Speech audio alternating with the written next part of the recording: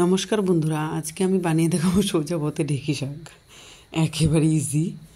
যে ঢেঁকি শাক ধুয়ে নিয়েছি আর লঙ্কা চিড়ে নিয়েছি, কড়াই বসিয়ে দিলাম। কড়াই দিয়ে দিলাম তেলের গরম হলে দিয়ে দিলাম শুকনো লঙ্কা আর থেতো করা রসুনটা একটু লালচে করে ভেজে নিব।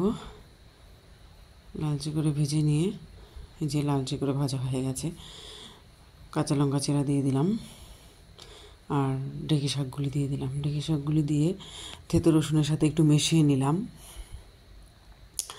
রসুনটা মিশিয়ে নেওয়ার পর দিয়ে দিলাম পরিমাণ মতো লবণ আর হলুদ, একটু হলুদ নিয়ম মাত্র দিলাম। লবণ হলুদ ভালো করে মিশিয়ে নিচ্ছি শাকের সাথে।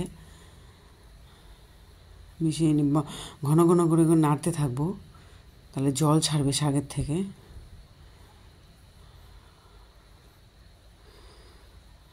এই যে নাড়ছি, খুব ভালো করে নাড়ছি।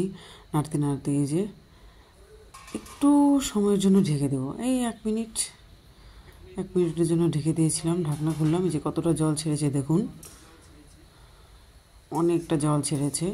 এরকম করে আমি নাড়তে থাকবো, জলটাও শুকিয়ে যাবে আর ততক্ষণে শাকও সেদ্ধ হয়ে যাবে। নাড়তে নাড়তে যখন জল শুকাবে শাকও সেদ্ধ হয়ে যাবে শাক।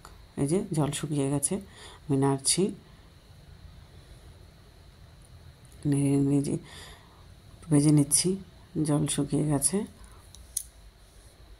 সেদ্ধ হয়ে গেছে। এই যে ভেজে নিয়েছি ভালো করে, আরও ভেজে এই যে নামিয়ে নিয়েছি। এই যে হয়ে গেল।